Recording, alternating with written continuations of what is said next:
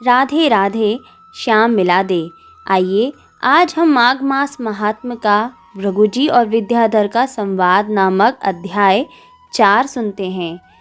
ऋषि वशिष्ठ जी बोले, हे राजन, इस प्रकार ऋषि भृगु और उनके शिष्य मणि पर्वत पर निवास करते हुए तप कर रहे थे।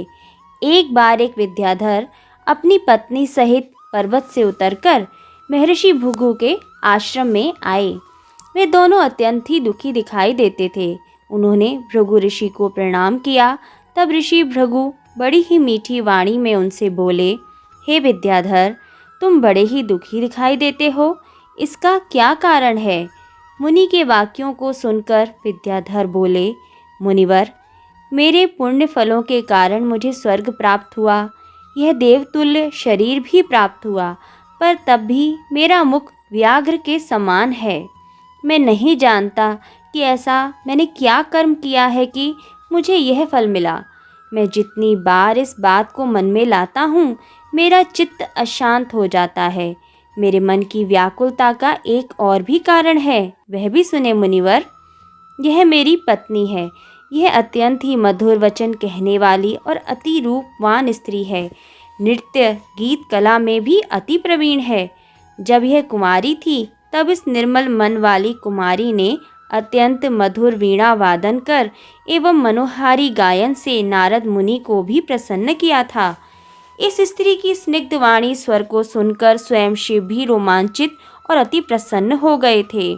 शीलता, उदारता जैसे गुणों से युक्त तथा रूप यौवन की संपदा वाली इस स्त्री के समान अन्य कोई नारी कहाँ यह चंद्रमुखी सुंदरी और कहाँ मैं व्याघ्र मुख वाला। हे मुनिवर, सदैव ही ऐसे विचार करते रहने से यह चिंता मेरे हृदय को जलाती रहती है।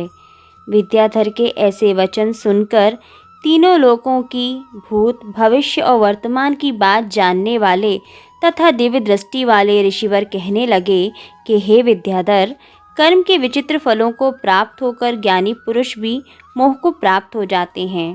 मक्खी के पैर जितना विष भी प्राण लेने वाला हो जाता है। छोटे छोटे पापों का फल भी अत्यंत दुखदायी हो जाता है। तुमने माघ मास की एकादशी का व्रत करके द्वादशी न आने तक शरीर में तेल लगाया। इसी पाप कर्म से तुम व्याघ्र मुख हुए। एकादशी के दिन उपवास करके द्वादशी को तेल लगाने से राजा पुरुरवा ने भी कुरूप शरीर पाया था। तब वह अपने कुरूप शरीर को देखकर दुखी होकर हिमालय पर्वत पर देव सरोवर के किनारे पर गए थे। प्रीति पूर्वक शुद्ध स्नान कर कुशा के आसन पर बैठकर भगवान कमल नेत्र, शंख, चक्र, गदा, पद्म के धारण करने वाले पीतांबर पहने वनमाला धारण किए हुए विष्णु का चिंतन करते हुए राजा पुरुरवा ने 3 मास तक निराहार रहकर भगवान का चिंतन किया। इस प्रकार 7 जन्मों में प्रसन्न होने वाले भगवान राजा के 3 महीने के तप से ही अति प्रसन्न हो गए और माघ की शुक्ल पक्ष की एकादशी को प्रसन्न होकर भगवान ने अपने शंख के जल से राजा को पवित्र किया। भगवान ने उसके तेल लगाने की बात याद दिलाकर सुंदर देवताओं का सा रूप दिया, जिसको देखकर उर्वशी भी उसको चाहने लगी और राजा कृतकृत्य होकर अपनी पुरी को चला गया। भृगु ऋषि आगे कहने लगे कि हे विद्याधर, इसलिए तुम क्यों दुखी होते हो? यदि तुम अपना यह राक्षसी रूप छोड़ना चाहते हो तो मेरा कहना मानकर जल्द ही पापों को नष्ट करने वाली हेमकूट नदी में माघ में स्नान करो, जहाँ पर ऋषि सिद्ध देवता निवास करते हैं। अब मैं तुम्हें इसकी विधि बतलाता हूँ। तुम्हारे भाग्य से माघ मास आज से 5वें दिन ही आने वाला है। पौष शुक्ल एकादशी से इस व्रत को आरंभ करो और भूमि पर सोना, जितेंद्रिय रहकर दिन में 3 समय स्नान करके महीना भर निराहार रहो। सब भोगों को त्याग कर तीनों समय भगवान विष्णु का पूजन करो। जब तुम द्वादशी को शिवजी स्तोत्र और मंत्रों से पूजन करोगे तो तुम्हारा मुख देखकर सभी चकित हो जाएंगे और तुम अपनी पत्नी के साथ सुखपूर्वक क्रीड़ा कर पाओगे।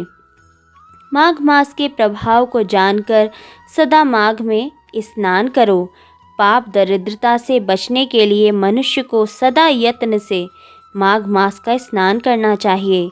स्नान करने वाला इस लोक तथा परलोक में सदा सुख पाता है। वशिष्ठ जी कहते हैं कि हे दिलीप, भृगु जी के वचन सुनकर वह विद्याधर अपनी पत्नी सहित उसी स्थान पर पर्वत के झरने में माघ का स्नान करता रहा और उसके प्रभाव से उसका मुख देव सदृश हो गया और वह मणिग्रीव पर्वत पर आनंद से रहने लगा। तब नियम आदि से निश्चिंत हो पर्वत से उतरकर भृगु जी भी शिष्यों के साथ रेवा तट पर आए। यह माघ महात्म्य संपूर्ण जगत का सार तत्व है, जो भृगु जी ने विद्याधर से कहा था। जो नित्य ही इसका श्रवण करता है उसको अनेक प्रकार के विचित्र फल प्राप्त होते हैं और देवताओं के समान संपूर्ण अभिष्ट की सिद्धि होती है।